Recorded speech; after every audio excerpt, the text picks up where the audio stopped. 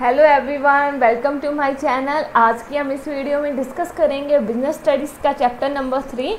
इससे पहले हम बिजनेस स्टडीज़ के 2 चैप्टर्स को कंप्लीट कर चुके हैं। अगर आपने वो वीडियोस नहीं देखी हैं जाकर ज़रूर देखें।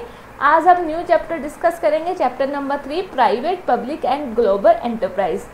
तो चलिए स्टार्ट करते हैं आज की इस वीडियो को। देखिए, प्राइवेट सेक्टर क्या होता है, जिसका मेन मोटिव जो होता है वो होता है प्रॉफिट अर्न करना। ठीक है ना, उनका मेन मोटिव प्रॉफिट अर्न करना होता है कि जो प्राइवेट सेक्टर होते हैं वो आपकी बड़ी बड़ी कंपनीज होती हैं। कोई इंडिविजुअल हो सकता है, कोई ग्रुप ऑफ इंडिविजुअल भी हो सकता है। ठीक है, जैसे कि आपका रिलायंस, टाटा, ये सारे क्या हैं, प्राइवेट सेक्टर है। उनका मेन मोटिव जो होता है वो प्रॉफिट अर्न करना हो सकता है।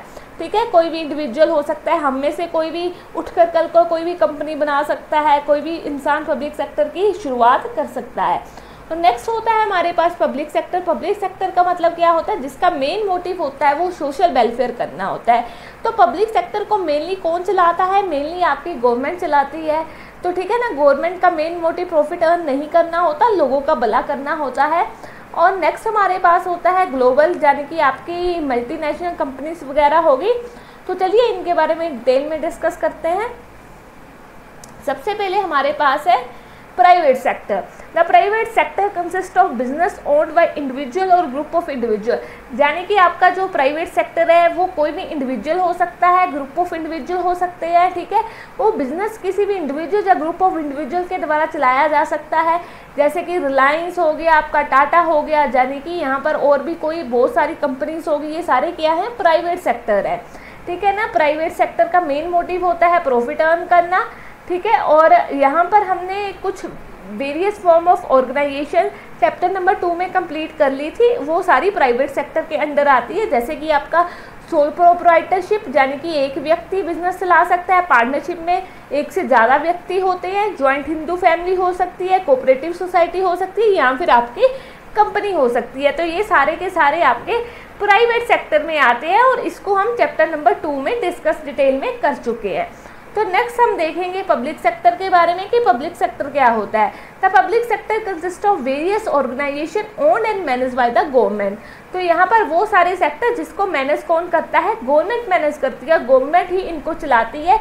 ये गवर्नमेंट का इनके ऊपर पूरा कंट्रोल भी हो सकता है, पार्टली कंट्रोल भी हो सकता है। यहाँ पर आपकी सेंट्रल गवर्नमेंट भी आ जाती है और स्टेट गवर्नमेंट भी आ सकती है। तो नेक्स्ट हमारे पास है form of organising public sector enterprise. ठीक है ना, कौन कौन से जो सेक्टर है पब्लिक सेक्टर के अंडर आते हैं। सबसे पहले आपका आता है डिपार्टमेंटल अंडरटेकिंग, स्टैट्यूटरी कॉरपोरेशन और गवर्नमेंट कंपनीज। ठीक है, इन तीनों के बारे में हम डिटेल में डिस्कस करेंगे। आज की हम इस वीडियो में डिपार्टमेंट अंडरटेकिंग के बारे में डिटेल में डिस्कस करेंगे। देखिए, सबसे पहले हमारे पास है डिपार्टमेंटल अंडरटेकिंग कि डिपार्टमेंटल अंडरटेकिंग क्या होता है। This is the oldest and the most traditional form of organising public enterprise, यानी कि ये सबसे पुराना आपका सेक्टर है departmental undertaking. These enterprise are establish as departmental of ministry and are considered part और extension of the ministry itself. अब देखिए, इसको हम समझते हैं। देखिए, जो आपका डिपार्टमेंटल अंडरटेकिंग होता है ना, ये क्या आता है कि ये आपकी मिनिस्ट्री के अंडर आ जाता है।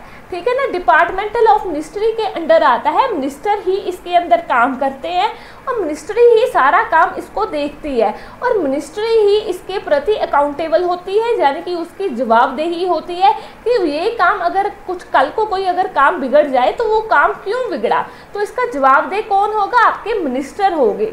ठीक है ना, आपके मिनिस्टर हो गए। इसमें main example ministry of railway की आती है, मिनिस्ट्री ऑफ रेलवे की आती है। ठीक है ना, यानी कि डिपार्टमेंटल अंडरटेकिंग का काम क्या है कि ये गवर्नमेंट सेक्टर है, ये वो गवर्नमेंट सेक्टर है। यहाँ पर जो सारा काम है वो मिनिस्ट्री की रेख देख में किया जाता है। मिनिस्ट्री इसको चेक करती है कि सारा काम हो रहा है या नहीं हो रहा, सारा काम मिनिस्ट्री के हाथ में है। अब देखिए ना, मिनिस्ट्री ऑफ रेलवे का काम क्या होता है कि अगर रेलवे का कोई एक्सीडेंट हो जाए या कल को कोई और घटना हो जाए तो इसकी जवाबदेही पार्लियामेंट में किसकी बन जाती है, मिनिस्ट्री ऑफ रेलवे की बन जाती है। यानी कि डिपार्टमेंटल अंडरटेकिंग के अंदर सारा का सारा काम जो है आपके मिनिस्टर देखते हैं, ठीक है ना। The government function through this department and activities perform by them are the integral part of the functioning of the government. यानी कि सारा का सारा काम आपका मिनिस्ट्री देखती है। आपके जो मिनिस्ट्री के अंडर डिपार्टमेंट भी होते हैं ना, ये एक चैनल की तरह होता है कि यहाँ पर आपके सबसे ऊपर आपके मिनिस्टर आ जाते हैं, ठीक है, और उसके नीचे उनके एम्प्लॉइज आ जाते हैं, ठीक है। तो ये एक चैनल की तरह काम होते हैं, ठीक है। तो ये सारा का सारा गवर्नमेंट के अंडर आ जाता है, ठीक है ना। और यहाँ पर क्या होता है कि ये आपकी ऑटोनोमस एक इंस्टीट्यूशन ये नहीं होता है, ठीक है ना, या फिर ऑटोनोमस आप बोल सकते हो इंडिपेंडेंट इंस्टीट्यूशन ये नहीं होता है। यहाँ पर क्या होता है कि जितने भी आप ऑफिसर रखोगे, जितने भी एम्प्लॉइज रखोगे, जो भी आप रखोगे उनको गवर्नमेंट एम्प्लॉय माना जाएगा। अगर देखिए आपकी जो मिनिस्ट्री ऑफ रेलवे है वो काम करने के लिए कुछ एम्प्लॉइज को रख रही है, ठीक है ना, कुछ एम्प्लॉइज को वो रिक्रूट कर रही है, कुछ एम्प्लॉइज को वो रख रही है। तो कहने का मतलब यहाँ पर ये हुआ कि अगर उनकी रिक्रूटमेंट वो करती है तो कहने का मतलब ये है कि सारे के सारे एम्प्लॉइज जो है वो क्या माने जाएंगे, वो आपके गवर्नमेंट एम्प्लॉइज माने जाएंगे, ठीक है ना। यानी कि यहाँ पर क्या होता है डिपार्टमेंटल अंडरटेकिंग में कि आपका सारा का सारा काम क्या है, मिनिस्ट्री देखती है। यानी कि यहाँ पर टोटल आप बोल सकते हो गवर्नमेंट के अंडर आ चुका है सारा काम। जो मिनिस्टर है वो सारा काम देखेंगे, आपकी मिनिस्ट्री ऑफ रेलवे देखेगी कि सारा काम ठीक से हो रहा है या नहीं हो रहा है। अगर कल को कोई एक्सीडेंट हो जाए तो आपने बहुत बार देखा होगा कि पार्लियामेंट में इसकी डिस्कशन होती है, तो इसका जवाबदेह बन जाता है मिनिस्ट्री ऑफ रेलवे का कि कल को अगर कोई बात हो तो वो इसका जवाब दे, ठीक है। दीज अंडरटेकिंग में भी अंडर द सेंट्रल और स्टेट गवर्नमेंट, यानी कि यहाँ पर आपके सेंट्रल गवर्नमेंट के अंडर भी काम आ सकता है, स्टेट गवर्नमेंट के अंडर भी काम आ सकता है। और इसके एग्जांपल मैंने दी है आपको रेलवे की या फिर पोस्ट एंड टेलीग्राफ डिपार्टमेंट की, अभी आप ले सकती है। यानी कि अगर कोई भी कल को रेलवे की घटना होती है तो उसका जवाबदेह कौन होगा, तो आपकी मिनिस्ट्री ऑफ रेलवे होगी, ठीक है। यानी कि यहाँ पर आपका सारा का सारा काम कौन देख रहा है, जो गवर्नमेंट का मिनिस्टर है। यानी कि जो आपकी रूलिंग गवर्नमेंट है, यहाँ पर ये भी बात याद रखना, जो आपकी रूलिंग गवर्नमेंट है, जो सरकार चला रही है, उसका मिनिस्टर सारा का सारा काम डिपार्टमेंटल अंडरटेकिंग में देखता है। तो यहाँ पर मेनली रेलवे की एग्जाम्पल ही ली जाती है। नेक्स्ट है हमारे पास फीचर्स क्या है इसके। The funding of these enterprise come directly from the government treasury. यहाँ पर देखिए जितने भी फंड्स होते हैं ना, हम जितना भी रेलवे में पैसा लगाते हैं, कोई नई ट्रेन आ गई या कुछ भी आता है, वो सारा का सारा जहाँ पर एम्प्लॉइज़ को सैलरी देनी है तो यहाँ पर क्या कहाँ से आती है, तो आपके गवर्नमेंट ट्रेजरी से आती है, यानी कि गवर्नमेंट के खजाने से आती है, ठीक है ना। यहाँ की गवर्नमेंट के खजाने से आती है। यहाँ पर देखिए आपको कौन सा पैसा कितना लेना है, ये आपका जो बजट होता है ना, साल में हर माह जो बजट होता है ना वो फरवरी में आता है। तो फरवरी में जो बजट आता है ना उसके अकॉर्डिंग जो आपकी मिनिस्ट्री होती है ना रेलवे की, वो खर्चा करती है। The revenue earn by this is also paid into treasury. यानी कि जितना भी ये रेवेन्यू अर्न करेंगे, जो भी रेवेन्यू भी आ रहा है ना, जो भी कमा रहे हैं पैसे को, वो भी कहाँ जाएगा, गवर्नमेंट के खजाने में जाएगा। यानी कि यहाँ पर क्या होता है, सारा का सारा टोटल काम गवर्नमेंट का हो रहा है, गवर्नमेंट की देखरेख में हो रहा है। तो यहाँ पर इसको क्या बोलते हैं, डिपार्टमेंटल अंडरटेकिंग बोलते हैं। They are subject to accounting and audit control applicable to other government activities. यानी कि इसका जो भी अकाउंटिंग या फिर ऑडिट कंट्रोल होगा, ऑडिट का मतलब होता है जो भी जांच पड़ताल होगी, दूसरी गवर्नमेंट एक्टिविटीज़ की भी हो सकती है। यानी कि अगर अब देखिए ना, रेलवे आपका जो भी काम करता है, ठीक है ना, वो कहाँ से कहाँ फंडिंग जा रही है। अगर बजट में उसको 10 करोड़ रुपया दिए, 10,000 करोड़ रुपया दिया जा रहा है, तो वहाँ कहाँ पर लगा रही है रेलवे, उसका ऑडिट होगा। बाकी कोई और गवर्नमेंट की एक्टिविटी है उसका ऑडिट करेंगे, जांच पड़ताल करेंगे कि मिनिस्ट्री उसको कैसे खर्च कर रही है और कहाँ पर लगा रही है। यानी कि यहाँ पर सारा का सारा जो आपका मिनिस्ट्री ऑफ रेलवे है वो सारा का सारा काम देखती है, ठीक है। तो यहाँ पर the employees of the enterprise are government servant. यानी कि जितने भी हमने एम्प्लॉइज रखे हैं, मैंने आपको बता ही दिया कि वो सारे के सारे गवर्नमेंट एम्प्लॉय माने जाएंगे। Their recruitment and the condition of service are the same as that of other employees directly under the government.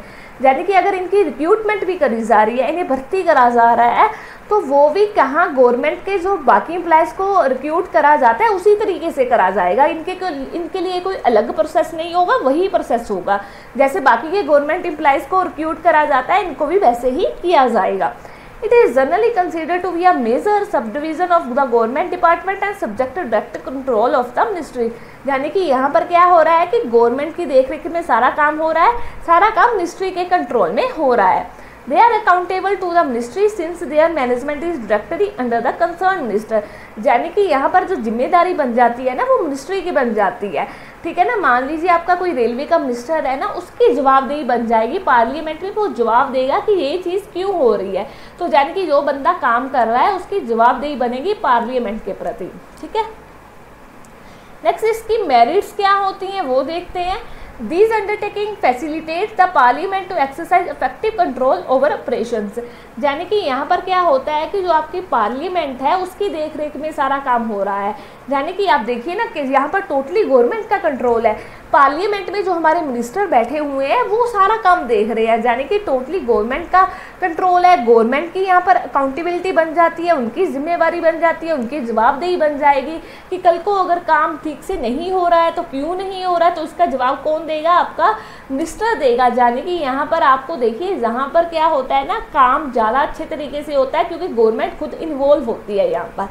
The revenue earned by the enterprise go directly to the treasury. इसके बारे में हम discuss कर चुके हैं। जो भी revenue earn करेगा वो खजाने में जाएगा, ठीक है। यानी कि गवर्नमेंट का ये इनकम का पार्ट होगा जो भी ये रेवेन्यू वगैरह अर्न करेंगे।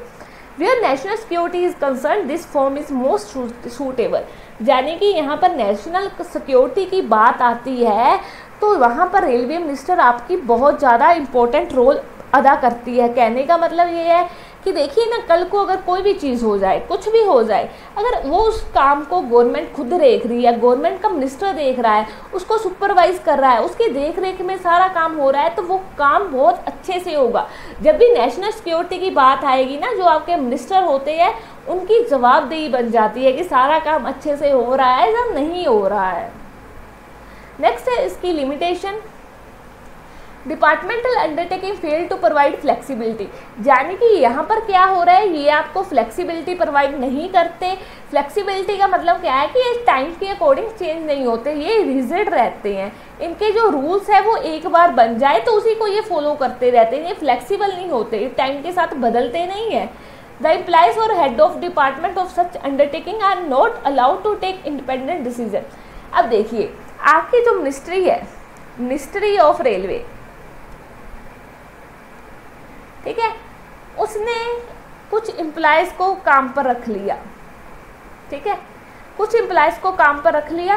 अब एम्प्लॉयज़ को अगर कुछ डिसीजन लेना हो तो वो बिना मिनिस्टर की परमिशन से कोई भी डिसीजन नहीं ले सकते, उन्हें मिनिस्टर की परमिशन लेनी पड़ेगी। तो इससे क्या होगा ना, ये एक चैनल होता है पूरा, ठीक है ना, एक चैनल होता है कि एक फाइल इस डिपार्टमेंट में जाएगी, फिर नेक्स्ट डिपार्टमेंट में जाएगी, ऐसे करते करते सारे डिपार्टमेंट के पास जाकर फिर एंड में मिनिस्टर के पास जाएगी, मिनिस्टर उसके ऊपर साइन करेगा। तो इसमें क्या होगा ना, आपके डिसीजन लेने में डिले हो जाएगा, ठीक है ना, डिले हो जाएगा। आप क्विकली डिसीजन कोई भी नहीं ले सकते, यहाँ पर आपके काम में भी डिले हो जाएगा। यानी कि मिनिस्टर के साइन के बिना कुछ भी नहीं हो सकता, तो मिनिस्टर की अप्रूवल जरूरी है, जिससे क्या होगा सारे के सारे काम रुक सकते हैं, उसमें देरी होती जाएगी, ठीक है। तो यहाँ पर ये भी बोला जा सकता है कि यहाँ पर क्विक डिसीजन लेना थोड़ा सा मुश्किल काम होता है। There is red tapism in a day to day operation. अब रेड टेपिज्म क्या होता है, यहाँ पर देखिए, जब हम मिनिस्टर क्या करते हैं कि सारे काम को देखते हैं, ठीक है ना, यहाँ पर देखिए ना आपका टॉप डिपार्टमेंट आ जाते हैं, तो यहाँ पर क्या होता है ना, पेपर वर्क बहुत होता है, और पेपर वर्क भी ऐसा होता है जो रिजिड होता है, फ्लेक्सिबल नहीं होता, जिसमें क्या होता है ना, देखिए एक डिपार्टमेंट से फाइल दूसरे डिपार्टमेंट में जाएगी, दूसरे डिपार्टमेंट से तीसरे डिपार्टमेंट में जाएगी, फिर चौथे डिपार्टमेंट में जाएगी, यानी कि फिर मिनिस्टर के पास जाएगी, फिर मिनिस्टर उसको अप्रूवल करेगा। तो यानी कि इन सब चीज़ों में क्या होता है ना कि एक चैनल, मैंने आपको बताया कि चैनल बना होता है, प्रॉपर चैनल को यहाँ पर फॉलो किया जाता है। तो इन सब चीज़ों में क्या होता है ना कि चीज़ों में डिले होता रहता है, चीज़ें आपकी डिले होती रहती है। तो डेप्टेपिज्म का मतलब होता है कि डिले, आपका डिसीजन लेने में डिले होता रहता है, क्योंकि यहाँ पर क्या होता है ना कि एक मिनिस्टर के पास फाइल चलेगी, फिर दूसरे के पास चलेगी, यानी कि कहने का मतलब एक डिपार्टमेंट के पास चलेगी, दूसरे डिपार्टमेंट के पास चलेगी, तो इन सब चीज़ों में डिसीजन लेने में देरी हो जाती है। और देरी होने के इसी को रेड टेपिज्म बोलते हैं, क्योंकि पेपर वर्क भी बहुत होता है। अब देखिए ना, अब मान लीजिए कोई हम न्यू ट्रेन लेकर आ रहे हैं, ठीक है ना, न्यू ट्रेन लेकर आ रहे हैं, वो ऐसी तो नहीं आ जाएगी ना, उसका एक प्रोसेस होता है, उसको अलग अलग डिपार्टमेंट में देखा जाता है, उसको फिर अच्छे से समझा जाता है, तभी हम न्यू ट्रेन लेकर आते हैं ना। तो इन सब चीज़ों में एक टाइम लग जाता है, पेपर वर्क बहुत होता है, ठीक है ना। तो इसको बोलते हैं रेड टेपिज्म। चीज़ों में डिसीजन लेने में क्या हो जाता है, डिले हो जाता है। क्यों होता है मैंने आपको बता दिया। नेक्स्ट है there is a lot of political interference. तो बिल्कुल यहाँ पर जो मिनिस्टर के काम में पॉलिटिकल इंटरफेरेंस तो होगा ही ना, यहाँ पर टोटली आपका गवर्नमेंट का काम हो रहा है, तो पॉलिटिकल इंटरफेरेंस तो होना लाजमी ही है ना। These organization are usually insensitive to customer needs, यानी कि ये क्या होते हैं, कस्टमर के प्रति हमदर्दी इनकी कम होती है, ठीक है ना। एडिक्वेट सर्विस इनको प्रोवाइड नहीं करते हैं, ठीक है ना। तो ये भी आप एक लिमिटेशन मान सकते हैं।